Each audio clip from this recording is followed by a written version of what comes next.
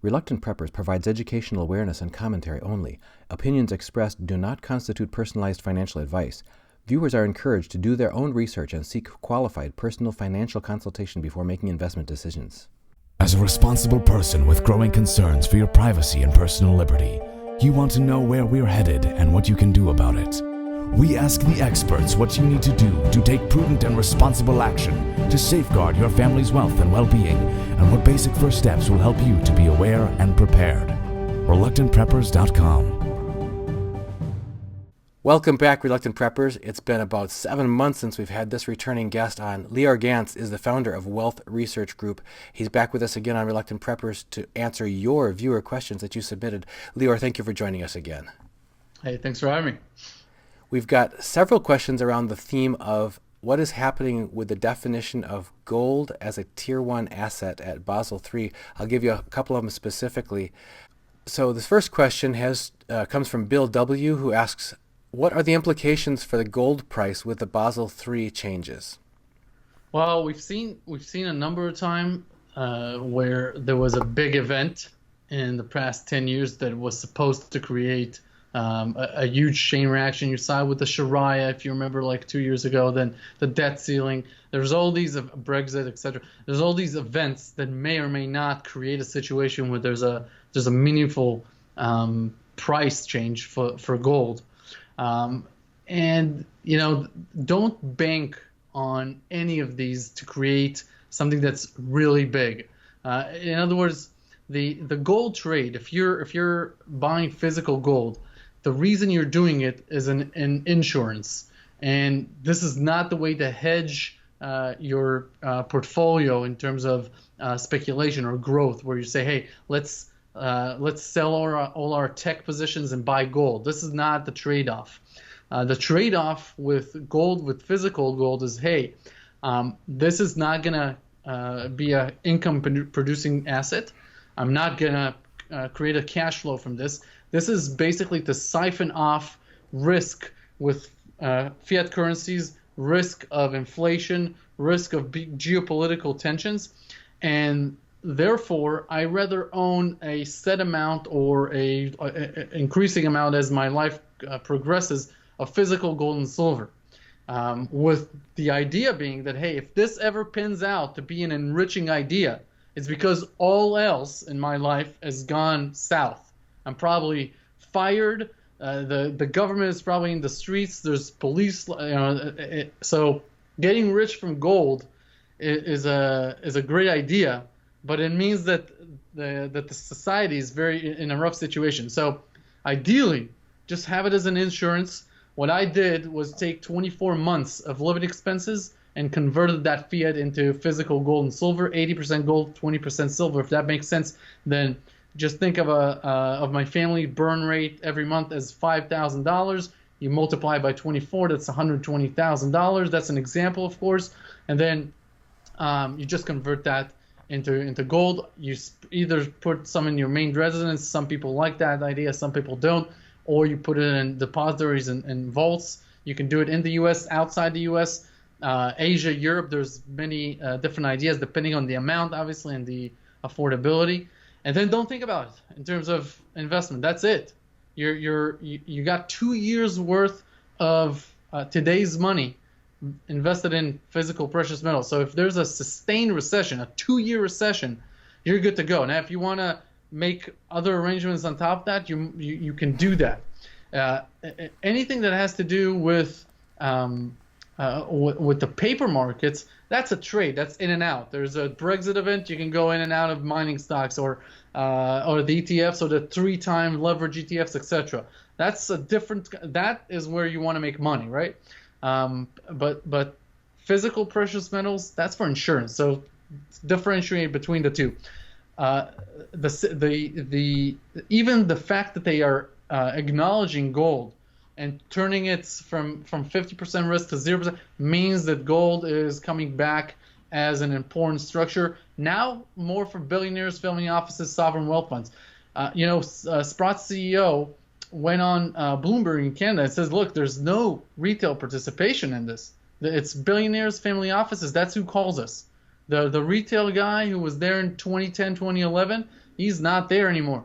So we're definitely not in a bull market. This is the early innings. This is positioning. And this is like 2000, 2001, 2002. If you wanted liking this, look, in 1980, for a few weeks, the gold price covered the entire currency supply at $850 an ounce, and the Dow Jones was the most affordable for the average salary. So it took the least amount of working hours to buy 1 point of the Dow. Today, the Dow is at its highest inaffordability. It takes 400 hours for the average person in America to buy 1 share of the Dow. And then on the flip side, 7% of the economy, or the US dollar, is backed by gold if you were to convert it at today's 1321 level. So that means that nominally the price is up, right? It's at 1300 versus 850. But when you value what it covers from the fiat currency supply, which is what gold is supposed to do, account for changes in the credit markets and the currency market, 7%. So if we go back to that 20% cover ratio that we had, 100 years ago, that would mean about $4,000 gold. If you go back further to the 40% ratio, that means $8,000 gold. And if you want to go to 1980, well, that means about $20,000 gold. So and that's not in a vacuum, right? So that means other assets change as well, and it's a different inflationary environment, etc. Before we get into all that kind of stuff, if you want to get into it, here's the thing: for gold, think about it as the mining cost of it is about $1,100. So for it to go down below $1,100 is hardly it's unlikely. Because gold is being mined and then hoarded. It's not like an industrial metal where it goes up and down with demand. It goes up and down because of investment demand and fear. And so if miners can't get it out of the ground for lower than 1,100, that's sort of the bottom for it in terms of pricing. So we're closer to the bottom than paying any sort of meaningful premium on it. Same thing with silver, obviously, and silver being even less monetary this day and age. So for long-term or for the long answer to this, if you want to boil it down, don't expect any huge rally on the gold market because of any singular event. More expect the cover ratio of 7% to increase to about 10 to 12%.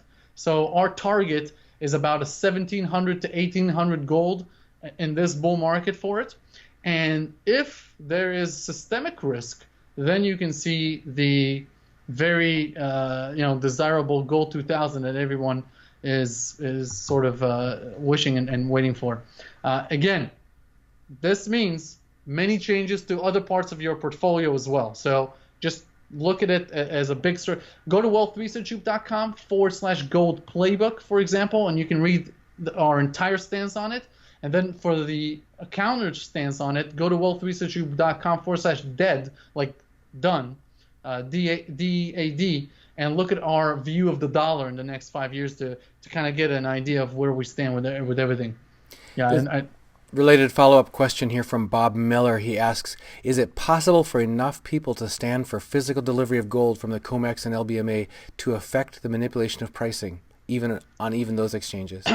Well, with silver, for sure. I have it on, I can't tell you the source, but somebody who's been around for a few decades, and if enough people were to corner as delivery for the silver market, yes, there would be a real shortage of silver on the futures. Gold is a much bigger market, so you're talking about something that is very hard for even the COMEX that it's leveraged to not prepare for. So they can call other dealers, etc. They can make arrangements and they can kind of contain this. With silver, not so much. If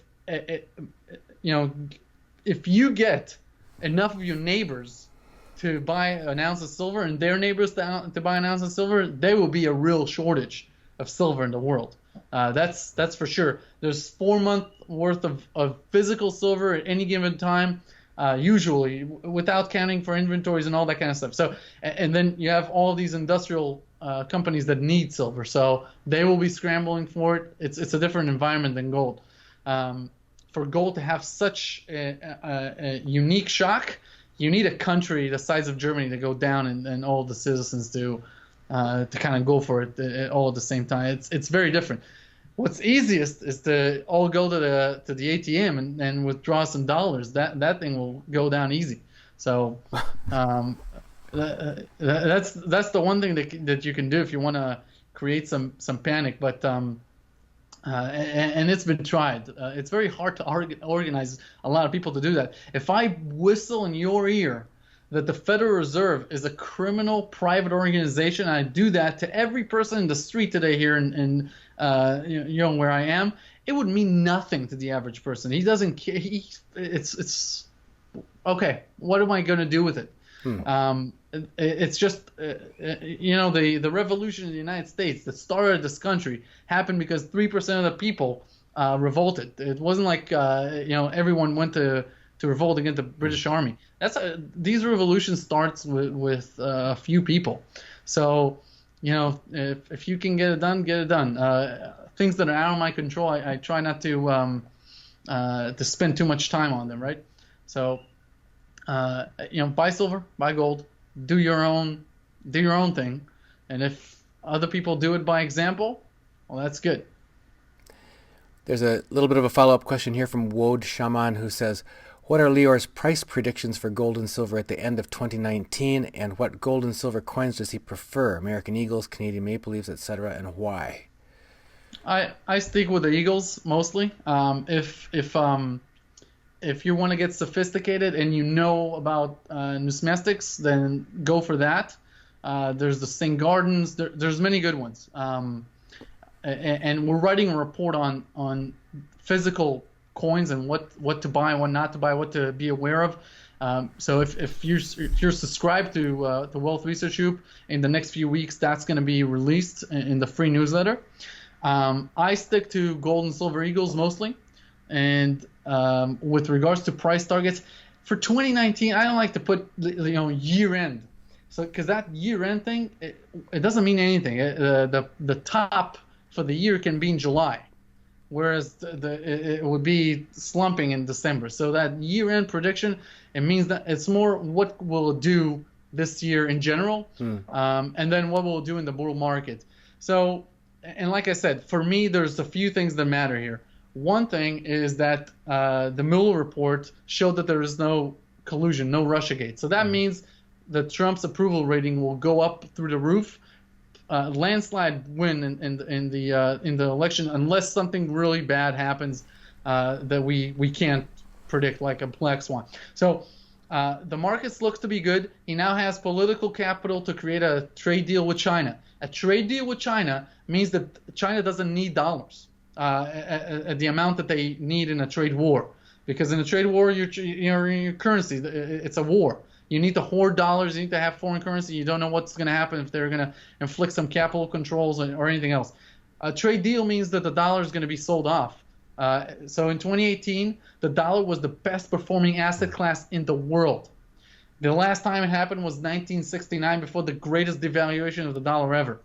93% of asset classes were down in 2018, negative. That has happened last time before World War I. Very unique year. And the reason was that you have 4 interest rate hikes, you have a shrinking of the Fed's balance sheet, and you have a trade war.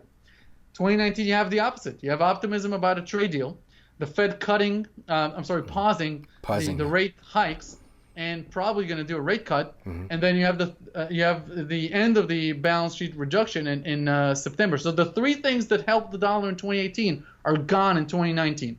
Then you add to that the federal government just posted a record deficit for any given month at $234 billion for 28 days of February. I mean, that's $5.8 million of overspending every single minute. Try to spend $5.8 million every minute over whatever you're gonna spend. That's ridiculous. So you got all these things converging, and the end result is a far weaker dollar than we've seen thus far. And so if you're looking for, my outlook on gold is very bullish. It's, in fact, I would say since Wealth Research was started in late 2015, that in 2016 it was we were all surprised and shocked at the upside by gold's performance, but it had a lot going against it. Real yields were going up, interest rates were going up, etc. We're at the end of a rate hike cycle, a tightening cycle, and we're going to see rates being cut officially by the Fed probably in the near future. You have winds of recession because the yield inversion between the 3-month and the 10-year just inverted. So just so people can get an idea, if I come to you and I say, hey, I need money for 3 months, and you say, okay, well, here's my interest rate, and I tell you, you know what? Why don't we do it for 10 years? You trust me for 10 years? Same interest rate. You would say, heck no. The interest rate that I want, that I demand, if I loan you money for 10 years, who knows where you'll be in 10 years? I want much more. So if the interest rate on 3 months is larger than the one on 10 years, it indicates that smart money, which is the bond market, believes that there's a problem coming. And so brace for a recession. And we talked about this at wealthresearchgroup.com/Fed and wealthresearchgroup.com/enemy, because we see a problem between Washington and the Fed. There is a collision between them. Not a collusion, a collision between them in terms of Trump wants low interest rates. He wants the economy to keep jolting higher. The Fed knows that this could be a problem, but they don't want the markets to panic like in December. So you have all of these checks and balances between the two, and then you have China stimulating, which means Europe is going to pick up out of their mini recession, and the euro is going to get stronger against the dollar, which means gold is going to increase even better. Not many people know about this, but 72 currencies are trading right now at an all-time low compared to the gold. So the gold price is at an all-time high at 72 currencies. The fact that it's not an all-time high with the US dollar is just one version of looking at it, because if you're an international speculator, hey, you can trade your dollars for euros, trade your euros for gold, and then speculate on the gold side, buy real estate in Germany, which is slumping, and have great yields. So when you trade gold, or when you are looking at gold, gold is an international currency, and therefore you can use it for international trade. You can move money offshore, etc. There's many things. You can buy real estate offshore, many things that you can do if you have that outlook. Even if you invest, just to wrap this up, even if you invest in multinational companies that are based in the U.S., even icons like McDonald's and Starbucks. Starbucks is opening up a branch in China every 15 hours. McDonald's gets 65% of its revenue from Europe. There's lots of ways to invest in companies that you know everything about, and they're being multinational. So their exposure to emerging markets is amazing, and they're not fully domiciled in terms of their revenues in the U.S. For the end of the bull market, like I said, 1704 is our official one. We based it off of previous bear markets and some very proprietary calculations that we do. That's for gold, and $31 silver is our silver prediction. So, and we see that in about 2 to 3 years. This is not an immediate. It is not an immediate bull market that we see happening today or tomorrow. Like I said, we love the mining shares far more in that kind of environment than the price of gold itself. You answered, I think, in passing, but maybe you can hammer the point home here. Whitey Bulger Jr. says, is there an arbitrage opportunity to buy gold in U.S. dollars since gold is making highs in all the other currencies? There was for years, right? But it's in my opinion, it's gone. So you would buy gold in U.S. dollars because you're making your salary in U.S. dollars. The dollar is better than all the other currencies in the world for the past 3 years. 3-4 years, except for here and there, and then you convert that to gold, and you convert that to other people's fiat, and you can buy real estate in Istanbul, for example, in prime location for cheap, or wherever else you wrap it. You have to have the neck for it. You have to have the ability to do it, all that kind of stuff. But if you're up for it, there was an opportunity, and there always will be, because gold is a currency or an alternative currency, a hard currency. And all these fiat currencies float against each other. So there's always an arbitrage situation depending on where you live. If you live in the U.S., your salaries came in U.S. dollars, and there was that opportunity. But I think it's mostly gone, at least as Wealth Research Group sees it. Mr. Android asks, if you have savings and no debt, how would you diversify it to protect yourself from what's coming? 12 months worth of living expenses as a start-over fund, an emergency fund, duffel bag fund, whatever you want to call it. Put currency in a duffel bag outside the banking system, euros, dollars, some Swiss, and have that ready. If anything really major happens, you have that, put aside. 12 months preferably, but some people, 3 months, 6 months, whatever your heart desires. And then with the majority of your savings, I like about 15 to 20% in liquid assets. So whatever is very liquid, either short-term bonds, private lending. I like Fundrise or Lending Club. These sort of services that allow you to lend money to private individuals at 6 to 8% for a month or 2 months or 3 months, and very low default rates. So that money is pretty much liquid.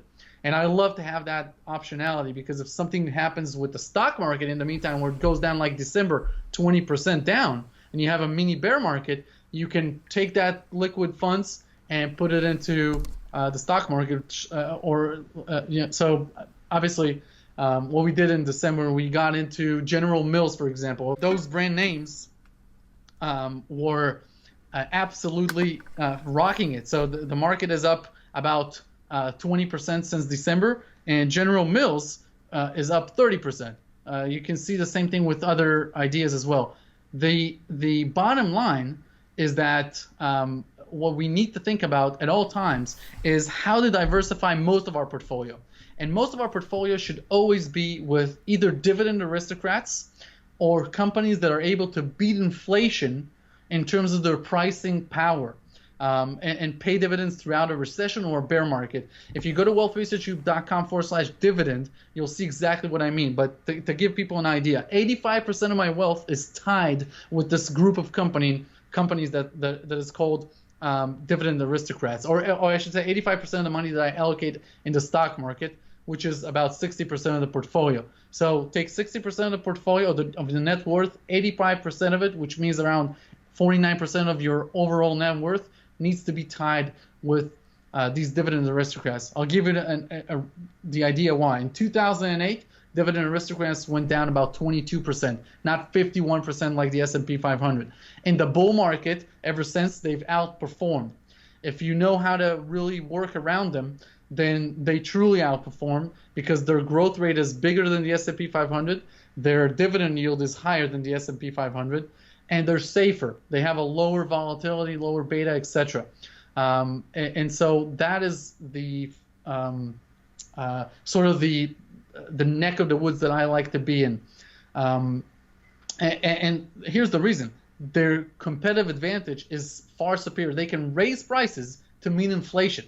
The consumption of Cheerios hasn't gone down since inflation started on corn. It makes no, people don't buy less Cheerios. They love the brand, and they don't care about the price. Have you ever seen anyone in Walmart check the price of a Cheerios? It just doesn't. If you like the Cheerios, you buy the Cheerios. So even if they raise the price, you wouldn't even know about it probably. And that's the idea of a brand. So that's why I like to keep 49% of my portfolio. And if you go to wealthresearchgroup.com and you follow the newsletter, you'll see the ones that we like currently and in the future, etc. With a very small amount of the portfolio, so the rest of the 15%, I speculate. I look for opportunities where the management team is incredible, and I can make money because of the fact that the company is in the right industry, but the management is the competitive advantage. The management is people that have done it before and will do it again. They're just winners, right? So with Coca-Cola, you don't need a winner at the helm. You need somebody who knows the business. With a small company that has all these risks involved, external and internal, you need a relentless, jockey, right? The guy who can win the race. And then with the rest of the 40%, I like 20% in rental real estate. I am always hunting for more real estate to buy. in terms of I just love it. The tenants buy no matter what. The tenants pay no matter what in terms of the markets, right? It could be December and the bear market is 20%. People pay rent. So I love that. And there's no panics in terms of like in the stock market, right? If somebody else is selling their Microsoft at a 20% loss because of the quarterly reports, your neighbor is not going to say, "Oh my God, I got to price my property 20% down because Microsoft went down 20%." So it's not like in the markets where everything is liquid, right? In real estate, it takes time to sell a house. You need a realtor. The fluctuations are much different, except for obviously 2008, which was a phenomenon. And then the rest of it, like I said, 20% in very liquid areas of the market. I really like whole life insurance. I don't know if you know what that is, but if you do, it's a phenomenal product. It's different from any other life insurance product in the world. So if you Google that, whole life insurance, or I insure with Paradigm Life. I have no business ties with them, but if you want to look at them, they're in Salt Lake. That's where I do my own insurance. So that's how I prepare. I don't do anything different in terms of a recession besides having a better allocation into cash. So if there's a recession coming, I like to be more on the cash side because that will give me the option later on to get in there at the right price.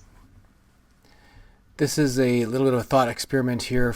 Assuming no China-USA trade agreement and the imposition of 20% plus tariffs, what USA companies would benefit the most? So there was a bad connection. If there's a tariff? If there is, no China trade agreement, but an imposition of 25% tariffs, what U.S. companies would benefit in that environment? Okay, so if there's no tariffs and there's a trade deal, and that would be the opposite. This is saying there. Okay. Imagine that you don't get a trade deal, that all falls through, and you do get tariffs put on. Then what companies in the U.S. would benefit from that kind of environment? So in any environment where there's lots of tariffs, and you basically make imports expensive, domestic companies do far better. And it's obviously a great question. When you have a situation where you make import from low labor countries such as China, and by the way, there's about 48 countries that now produce cheaper than China. So China is turned from a low labor country to sort of a emerging middle class country. They've had 800 million people lifted out of poverty. So, but in that environment, people that operate in the U.S. that sell their products domestically, and we're fighting up until now with companies that import for cheaper. Those are the companies that will thrive. By the way, a lot of these companies have already seen their prices surge. So the time to position in that was when Trump announced the trade war.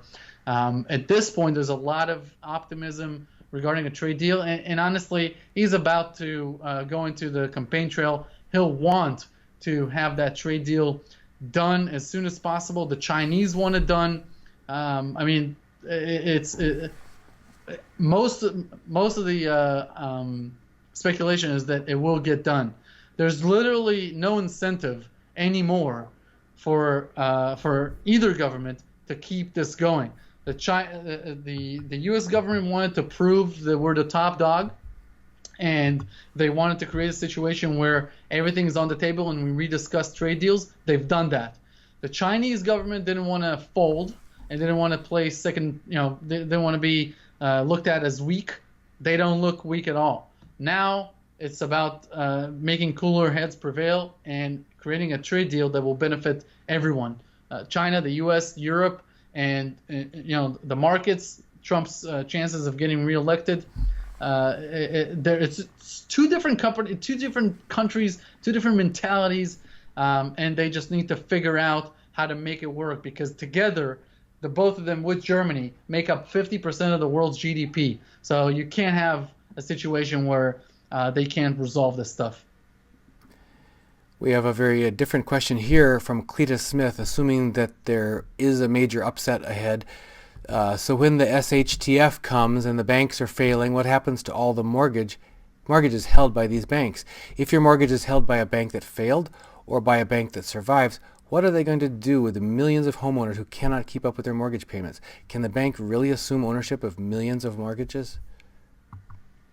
So, that's a question that always comes up in terms of, hey, should I borrow a lot of fiat currency now because I know it's going to hyperinflate and I'll make a killing because basically when I pay it back, it will be nominal dollars. And that kind of a speculation, of course, on mortgages, on everything else, that's more of a political question than an investment question. If you have a situation where the banks, such as Wells Fargo, Bank of America, Chase, that go down, that is a situation that requires, like you saw in 2008, federal bailouts, federal aid, a complete shutdown. The banks right now, in terms of Chase and Wells Fargo and Bank of America, they're healthier than in 2008 by far.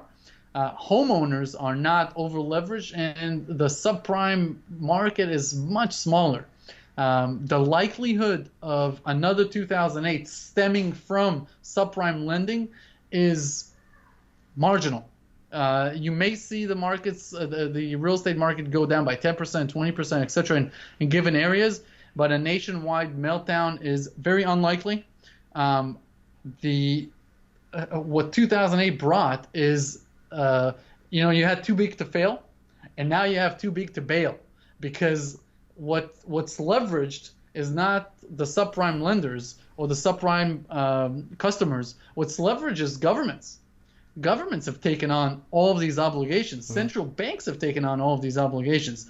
If there's another Armageddon event, if there's another $10 trillion equity loss, it will come from bonds, because when you buy bonds at today's rates, and interest rates will obviously go up, nobody would keep lending the U.S. government money at 2.6% for 10 years for long. This will not continue to be the future. What you saw in the past 36 years, 37 years, where interest rates have just gone down and bonds have been in a bull market, that's gone. That's it. It's out of the door. The U.S. is changing from the largest creditor nation in the world in 1982, when this bull market in bonds began, to the largest debtor nation in history in 2019. And so what's more likely to happen is a bonds market Armageddon, where people lose, and this is pension funds, sovereign wealth funds, a lot of big institutions lose a lot of money in bonds, and that'll be too big to bail. And therefore, that's where, if you ask me for that, big systemic risk, it's in bonds, and it's in everyone that holds bonds or just straight on fiat. If you own $100,000 worth of Walgreens shares, and tomorrow the dollar goes to zero, that doesn't mean that your Walgreens shares are worth zero. It means that they're worth $0, but they're also worth zero in many other currencies, right? That have expired from the world. The Walgreens shares are worth. They have value, and they will just be measured with a different measuring stick. What will not be measured by any other measuring stick is a dollar. If the dollar itself is held in your bank account, and the dollar has a 5 to 6 to 7% inflation year over year in the years ahead because of the $1.1 trillion annual deficit, that's real money that you're losing. You're throwing out the door 7% a year, or 6% or 5% a year.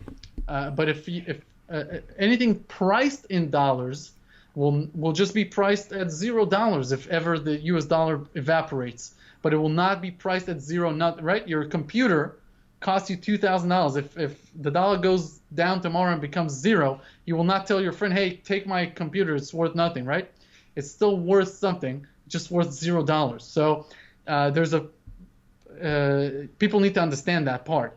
If the measuring stick is problematic, you change the measuring stick. What is the reserve currency of the world? It's just a measuring stick for other things. So if it doesn't work anymore, they'll change the measuring stick, and it happened so many times before, right? There's literally no currency that has survived more than 100 years as a reserve currency. The word currency comes from the word current. So if it's not current in today's environment, it will not be a reserve currency.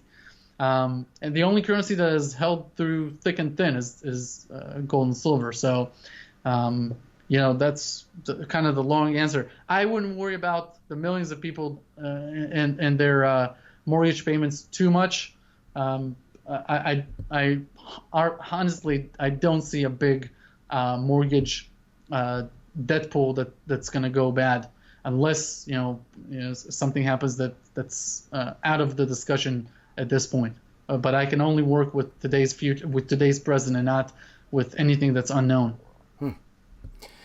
It's interesting because some of our guests have talked about household debts higher than in the past, and the bank's been in a more leveraged position than in the past and everything. So it was interesting for you to say you don't think that they're worse off than they were in 2008, but maybe you then talked about basically the sovereign backstop behind them, and that gave some color to that. Household debt will be on the rise at all times. Since 1971, there is no way to stop household debt from going up because all credit is debt. You go and swipe your credit card, etc. And the population is growing. So there's always, and prices are up. So nominally there will always be more debt. The question is, can you service the debt or not?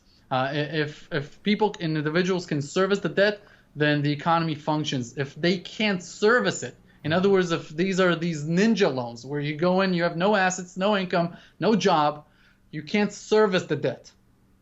So that's where it becomes a problem. The U.S. government is already paying $1.5 billion a day in interest payments. So it can service a lot of debt, and will continue to service much more debt in the future. Where it becomes a problem is, hey, if you can't service that debt anymore, because there is no way to get one of these foreign lenders to lend you money anymore or lend you at these prices, that's when it becomes a big problem. Mm-hmm. And that's the problem of the sovereign wealth debt situation. Quickly, before we wrap up, we wanted to touch on cryptocurrencies. Joshua Ginsburg says, Lior, I knew that you are bullish on cryptocurrencies and were a big proponent of Ripple, and I'm wondering if you see IBM and Stellar's new WorldWire network as being a major threat to them, all the other competitors in the remittance and the FX markets. Thank you. So, Wealth Research Group was very fortunate to profile Ripple an hour before the Bloomberg terminal edited to the platform. It went from 27 cents. That's in December of 2017 to $3 a month later. So it was an amazing trade. When anything goes up 1,000%, I'm sort of, I liquidate, right? Because it's 1,000% in 1 month. It just doesn't happen that regularly for people. Otherwise, there would be no markets. So that's one thing that's important. I do monitor it from afar, Ripple. I monitor a lot of the top 10 cryptocurrencies, but I don't own any stake in it currently. I think Ripple is a very important product, and it's an important company, and it will continue to receive a lot of support from the tech companies. The SWIFT system is very outdated, but banking is a highly regulated industry. Could you imagine any other industry that's so profitable, yet they open their shop from 8 till 3, work 7 hours a day, 5 days a week? Any other business, the competition would kill you. But in banking, because they're so regulated and they keep other banks from opening up and to keep the community banks from becoming larger, it's very hard. So, it's not like I think tomorrow the Ripple will replace SWIFT.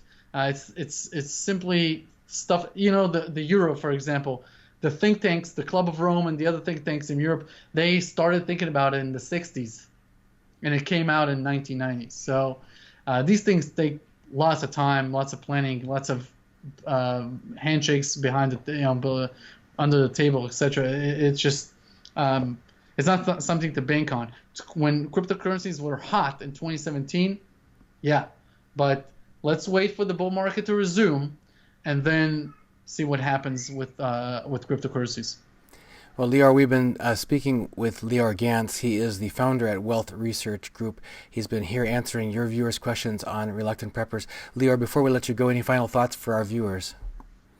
I think what's really important is to make sure that in your regular life, in your day-to-day, in your career, that you add a lot of value to your clients, to your boss, to your employees, and make sure that you become indispensable, because the world is moving into a situation where jobs will become scarce, where more people will be trained in Asia, in India, etc. There's going to be a global competition for your job, and therefore you need to have leadership skills and stuff that you don't learn in college or anywhere. You learn it on the job, on the go. So just get out of the house with the frame in mind that, hey, this is a jungle out there, and I need to make sure that I become the most valuable person that I can be, so that I can demand more money, demand more salary, or more compensation for my services, and therefore I can create a passive residual income that comes in from my portfolios. That would be number one.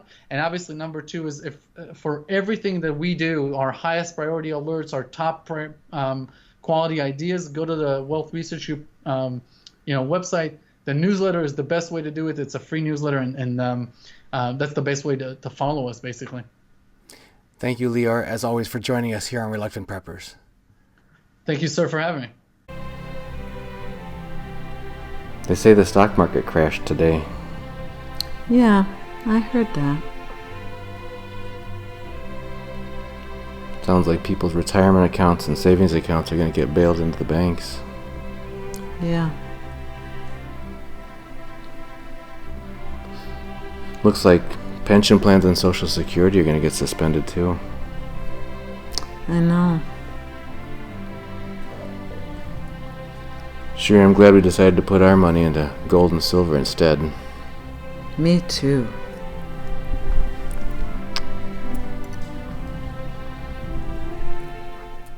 Get your first ounce of silver at spot price and free shipping on any order over $99 at sdbullion.com/RP. Hey, Reluctant Preppers. If you haven't heard, we've already started our monthly 1-ounce U.S. Silver Eagle thank you gift to one active Patreon subscriber each month, signed by your host, Dunnigan Kaiser. And you don't want to miss out on that. Please help us grow by subscribing today at patreon.com/reluctantpreppers.